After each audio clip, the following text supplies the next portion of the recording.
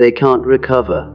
Not because they miss you, not because they feel guilty, and not because karma suddenly shows up at their door, but because betraying a super empath breaks something inside them that can't be repaired.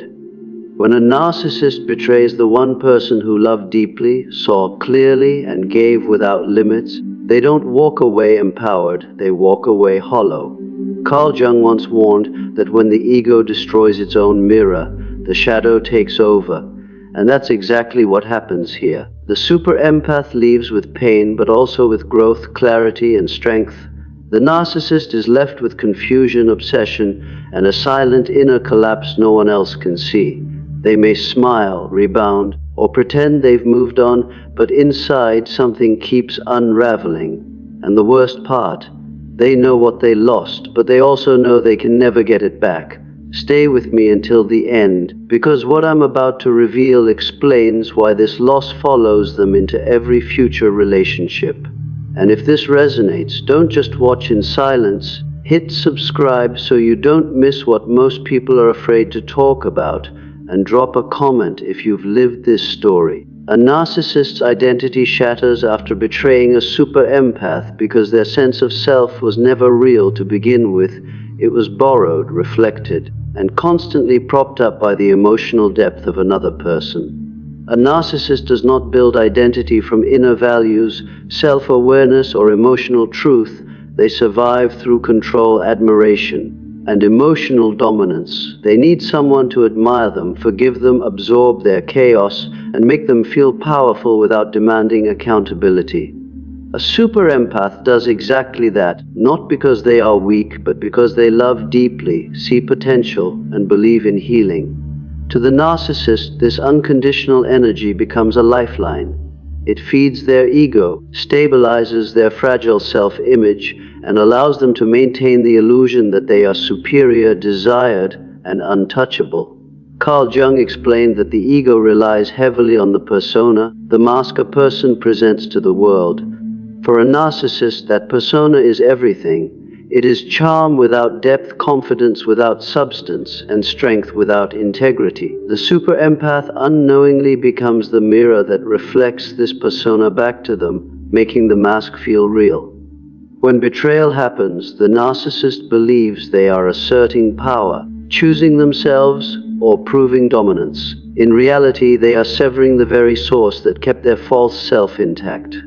Once the super empath withdraws emotionally, physically, or energetically, the narcissist loses more than a relationship. They lose the audience that validated their performance. Without admiration, control collapses. Without emotional dominance, their superiority narrative fails. Jung warned that when the persona cracks, the ego is flooded by the shadow, the rejected parts of the psyche filled with insecurity, shame, fear, and emptiness. This is why betrayal does not bring relief to the narcissist. It brings a slow internal fracture. They may appear unaffected on the surface, but internally they experience restlessness, irritation, and a deep sense of something being off. The super empath's absence removes the emotional glue holding their identity together. They can no longer sustain the image of being special, desired, or in control because the one person who truly invested has walked away. This creates a psychological rupture. The narcissist begins to chase replacements, not for love but for repair. Yet no one else can mirror them the same way because the super empath's energy was rooted in authenticity, patience, and emotional intelligence. New sources feel shallow. Admiration feels forced. Control feels temporary. The narcissist senses the difference even if they cannot articulate it. This is where their identity fractures further. They oscillate between grandiosity and insecurity, arrogance and emptiness, charm and rage. Jung believed that healing requires individuation, the integration of the shadow into conscious awareness. But narcissists resist self-reflection because it threatens their ego. Instead of integrating, they distract. Instead of healing, they repeat patterns. Betraying a super empath accelerates this collapse because the empath represented their last connection to emotional reality. Without that anchor, the narcissist becomes increasingly disconnected from themselves. They may rewrite the story, blame the empath, or minimize the loss, but the psyche remembers. The fracture remains. Over time, this leads to emotional decay rather than growth. The super empath, though wounded, processes pain, learns boundaries, and rebuilds identity from truth. The narcissist cannot do the same because their identity was never self-generated. It depended on extraction. Once the source is gone, there is nothing solid to return to. This is why the narcissist does not truly recover after betraying a super empath. Not because they feel remorse in a healthy way, but because their false self collapses without the emotional energy that sustained it. What remains is a fragmented ego, haunted by the loss of someone who reflected their best illusion and exposed their deepest emptiness at the same time. The super empath triggers the narcissist's deepest shadow because their presence brings emotional truth into a psyche built on avoidance, distortion, and self-protection. Carl Jung described the shadow as the hidden and rejected parts of the self, the fears, insecurities, shame, guilt, and unmet emotional needs that a person refuses to acknowledge. For most people, the shadow is uncomfortable but manageable through self-reflection and growth.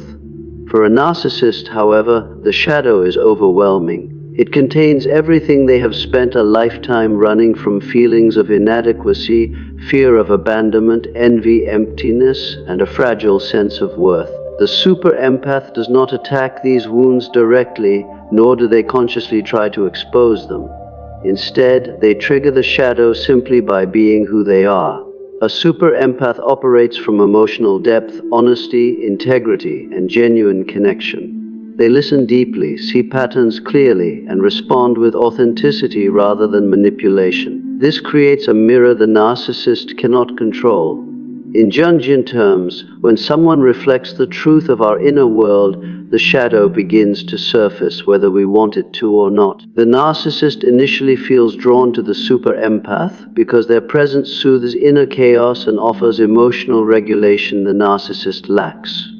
Yet over time, that same presence becomes deeply threatening. The super empath's consistency highlights the narcissist's inconsistency. Their empathy exposes the narcissist's lack of emotional reciprocity. Their integrity contrasts sharply with the narcissist's avoidance of accountability. This contrast activates the shadow. The narcissist begins to feel discomfort they cannot name, irritation without cause, anxiety without explanation, and an urge to regain control. Instead of seeing these feelings as invitations for self-awareness, the narcissist experiences them as danger. Jung emphasized that when the shadow is not integrated, it is projected. The narcissist does not say, "Something in me feels exposed." Instead, they say, "You are the problem." The super empath becomes the target of projection. Their emotional depth is reframed as neediness. Their boundaries are labeled as betrayal. Their truth-telling is called criticism. Betrayal, in this context, becomes a defense mechanism. The narcissist believes that by devaluing, discarding, or betraying the super empath, they can escape the internal pressure building within. But betrayal does not silence the shadow, it amplifies it. Once the super empath is gone, the narcissist loses the external mirror, but the internal awareness remains. The questions that surface do not disappear. Why do I feel empty? Why do relationships keep failing? Why did I feel exposed around that person? This is where unbearable self-awareness emerges. The narcissist becomes hyper-aware of the absence, not just of the person, but of the emotional grounding the super empath provided. Jung warned that avoiding the shadow does not destroy it, it strengthens it. Without the empath's stabilizing presence, the narcissist's inner world becomes louder. Guilt, envy, and regret seep in, not as conscious emotions, but as restlessness, anger, and compulsive distraction. They may seek new attention, new validation, or new relationships, hoping to recreate the feeling of being understood without being seen. Yet every replacement fails to quiet the shadow because the issue was never the partner, it was the self. The narcissist is unequipped to handle this level of self-awareness because it requires humility, accountability, and emotional courage. Jung believed true healing comes from integrating the shadow, not destroying it.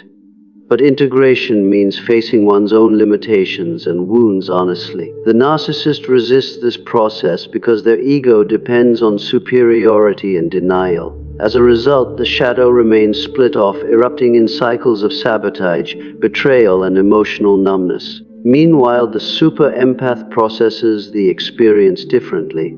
Though hurt, they reflect, heal, and reclaim their sense of self. The narcissist cannot do the same because the encounter forced awareness without providing the tools for integration.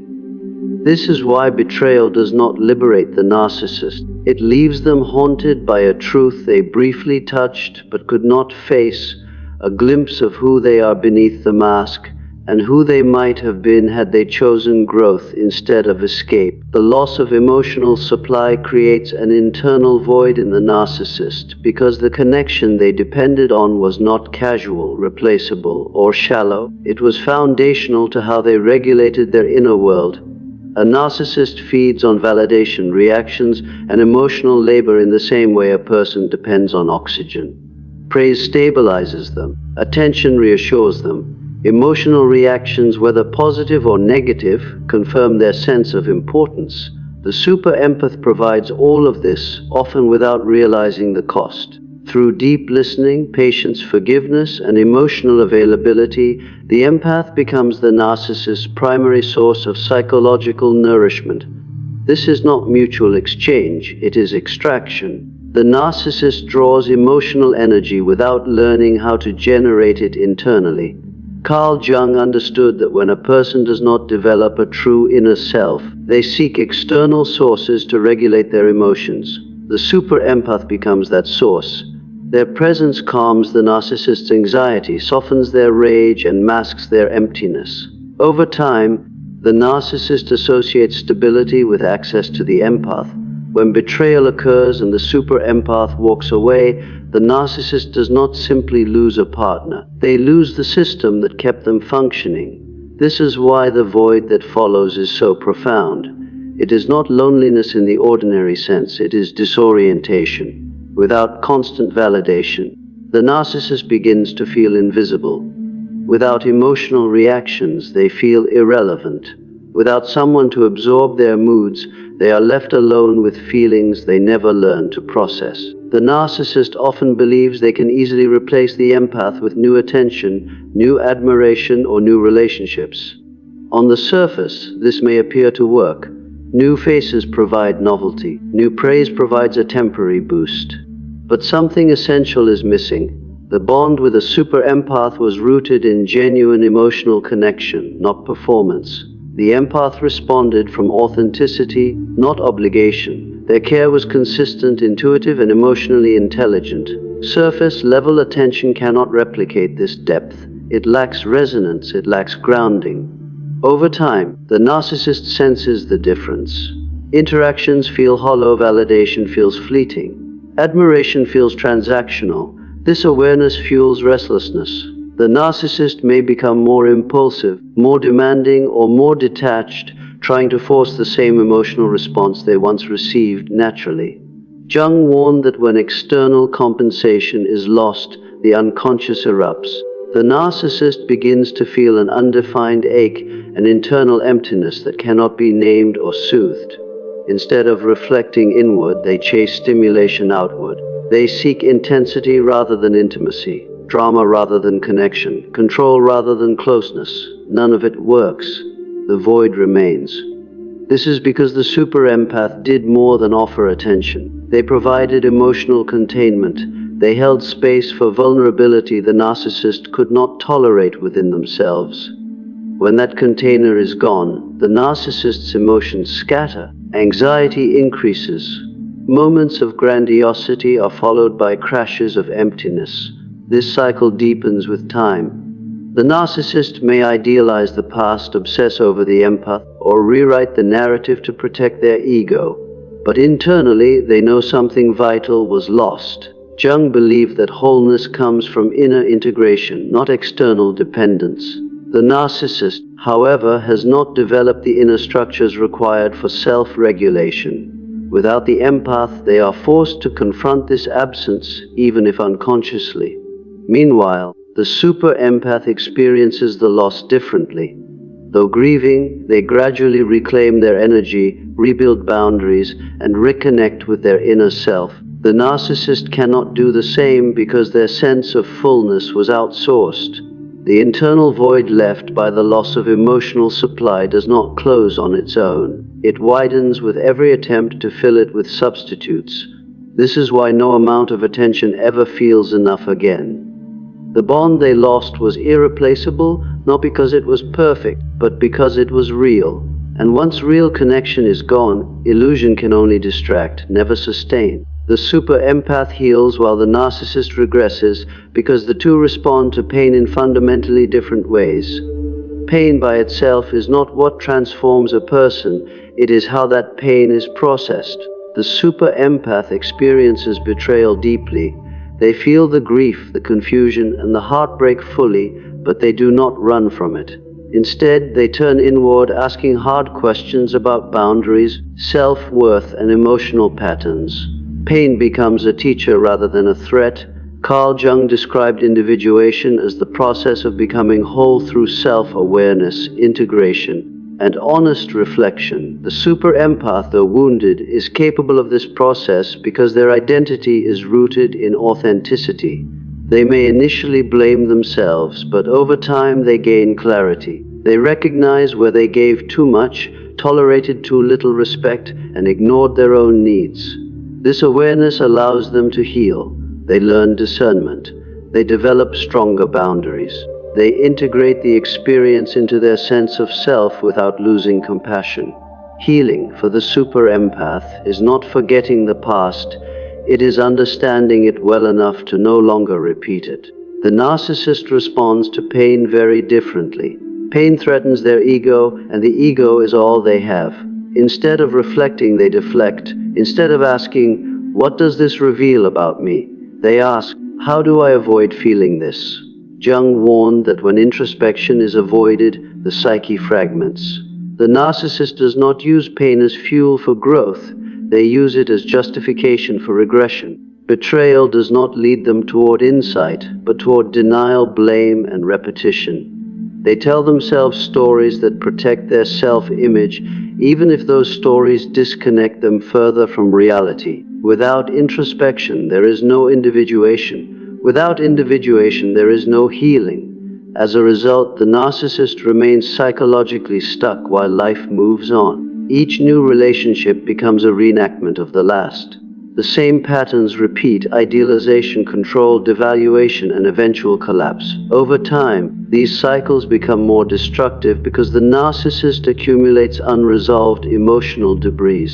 Guilt, shame, and fear do not disappear, they are buried. Jung believed that what is not made conscious will return as fate. For the narcissist, this fate appears as increasing emptiness, irritability, and emotional instability. While the super empath becomes more grounded, the narcissist becomes more fragmented. Their sense of self splinters under the weight of unprocessed experiences. They may appear confident, but that confidence is brittle. They may appear detached, but that detachment is defensive. Regression shows up in subtle ways: less patience, more reactivity, deeper distrust, and a growing inability to sustain meaningful connection. The narcissist's refusal to look inward prevents growth, but it also prevents relief. They are trapped in the very patterns that cause their suffering. Meanwhile, the super empath's healing is cumulative. Each insight strengthens their sense of self. Each boundary reinforces self-respect. Over time, they become less reactive and more discerning. They no longer seek to fix or save others at their own expense. Jung saw individuation as a lifelong process, and the super empath is willing to walk that path even when it is uncomfortable. The narcissist resists that discomfort, choosing avoidance instead. This choice has consequences. Without growth, the narcissist's inner world becomes increasingly unstable. Their relationships grow shorter, their conflicts sharper, and their sense of meaning thinner. Healing expands the super empath's life. Regression shrinks the narcissist's.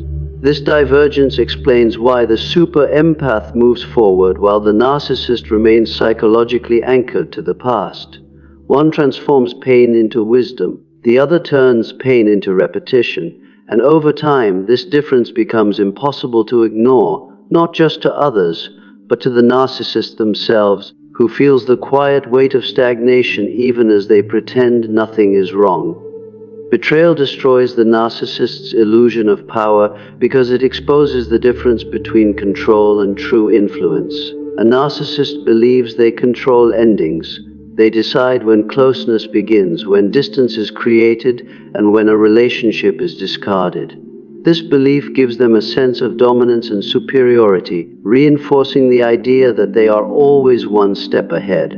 Power to a narcissist is not about mutual respect or shared choice, it is about leverage. The super empath unknowingly disrupts this illusion simply by possessing emotional autonomy.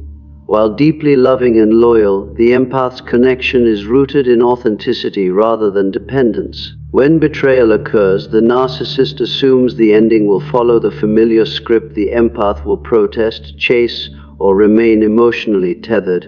Instead, when the super empath detaches, something unexpected happens. The control the narcissist believed they held dissolves. Detachment is not loud, it is not dramatic, it is quiet, grounded, and irreversible. Jung understood that when a false belief collapses, the psyche experiences shock.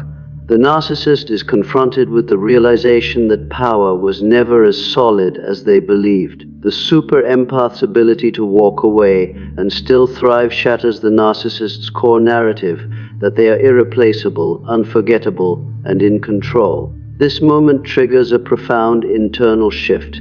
The narcissist may attempt to regain control through manipulation, silence, or sudden displays of affection, but these strategies no longer work. The empath's withdrawal is not reactive, it is resolved. This creates a psychological imbalance. The narcissist, who once dictated the emotional rhythm of the relationship, is now responding to an absence they cannot influence. Regret begins to surface, not always as remorse, but as awareness. They realize they miscalculated. They underestimated the empath's strength and overestimated their own power. Obsession often follows. The narcissist replays memories not because of love in a healthy sense, but because the loss represents a threat to their self-image. Jung noted that when the ego loses control, it becomes preoccupied with restoring equilibrium. The narcissist fixates on what was lost, imagining scenarios where control could be regained. Yet the more the super empath flourishes independently, the more undeniable the truth becomes. The narcissist did not win. They lost something rare. The haunting realization emerges slowly. The super empath truly saw them. Not the mask, not the charm, but the deeper self beneath. And still, the empath chose to leave. This awareness cuts deeply because it cannot be dismissed as misunderstanding or weakness. The narcissist may attempt to minimize the empath's value, but internally, they know the bond was different. Power built on manipulation cannot compete with strength built on self-respect. Jung believed that authentic power comes from integration, not domination. The narcissist's power was performative, dependent on others' reactions. When those reactions cease, the performance collapses. The super empath's thriving becomes a silent statement. Life continues, meaning exists beyond the narcissist, and healing is possible without them. This reality undermines the narcissist's sense of centrality. They are no longer the axis around which the empath's world turns. This is profoundly destabilizing. Over time, the narcissist may cycle between longing and resentment, idealization and dismissal, but the illusion of control does not return. Endings, once believed to be their domain, are revealed as shared experiences shaped by choice. The super empath's choice to leave and grow becomes the ultimate proof that power was never owned by the narcissist. It was borrowed, and once withdrawn, nothing remains but the quiet understanding that true influence cannot be forced, and genuine connection cannot be betrayed without consequence. They cannot recover because there is no solid inner self for them to return to once the illusion collapses. Recovery is not about time passing or circumstances changing. It requires accountability, humility, and self-integration. Carl Jung taught that healing demands a direct confrontation with the inner self, the fears, wounds, contradictions, and limitations that shape a person beneath the surface. This process is uncomfortable, but it is necessary for growth.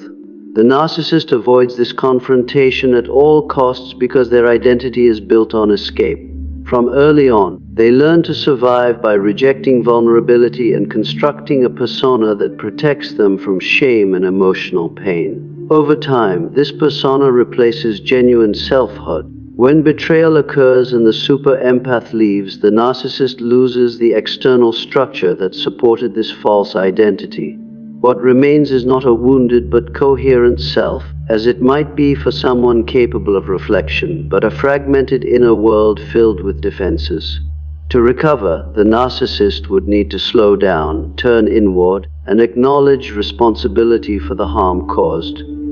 This would mean admitting limitation, accepting emotional dependency, and facing the emptiness they have spent a lifetime avoiding. Jung described this as the work of integration, bringing the shadow into consciousness and allowing the self to reorganize around truth rather than fantasy. For the narcissist, this feels intolerable. Accountability threatens their sense of superiority. Humility feels like annihilation. Self-integration requires emotional honesty they were never taught to practice. Instead of doing inner work, the narcissist chooses distraction. They stay busy, seek stimulation, and move quickly from one source of validation to another. Relationships, achievements, and attention become tools for avoidance rather than connection. Denial follows closely behind. The narcissist rewrites history, minimizes harm, and externalizes blame to protect the ego. These strategies provide short-term relief, but they deepen long-term decay. Without inner work, the psyche does not stabilize, it deteriorates. Jung warned that when a person refuses to confront the inner self, the unconscious begins to dominate behavior. This shows up as compulsive patterns, emotional numbness, chronic dissatisfaction, and a growing sense of meaninglessness. The narcissist may appear functional, even successful, but internally they feel increasingly disconnected. Each attempt to move on fails because there is no inner center to anchor them. Recovery implies returning to a stable sense of self. The narcissist has no such place. Their identity was constructed around reaction, reflection, and control, not authenticity. Once those external mirrors disappear, the narcissist experiences a quiet but persistent unraveling. Emotional decay is subtle. It does not announce itself dramatically. It appears as shallow relationships, diminishing empathy, and an inability to sustain fulfillment. Over time, the narcissist becomes more rigid, more defensive, and more isolated, even when surrounded by people. Jung believed that the self seeks wholeness naturally, but when blocked, it expresses distress through dysfunction. The narcissist's refusal to engage in inner work blocks this natural process. Meanwhile, the super empath moves in the opposite direction. Though wounded, they possess an inner core grounded in values, emotional awareness, and integrity. Healing allows them to return to themselves stronger and more integrated than before. The narcissist cannot follow this path because it requires relinquishing the very defenses that define them. Without humility, there is no learning. Without accountability, there is no repair. Without integration, there is no self to stabilize. This is why the narcissist cannot truly recover after betraying a super empath. They do not lack opportunity, they lack access. The door to healing exists, but it opens inward, and that is the one direction they refuse to go. What remains is not growth, but repetition, an endless cycle of distraction and denial that slowly erodes the psyche from within.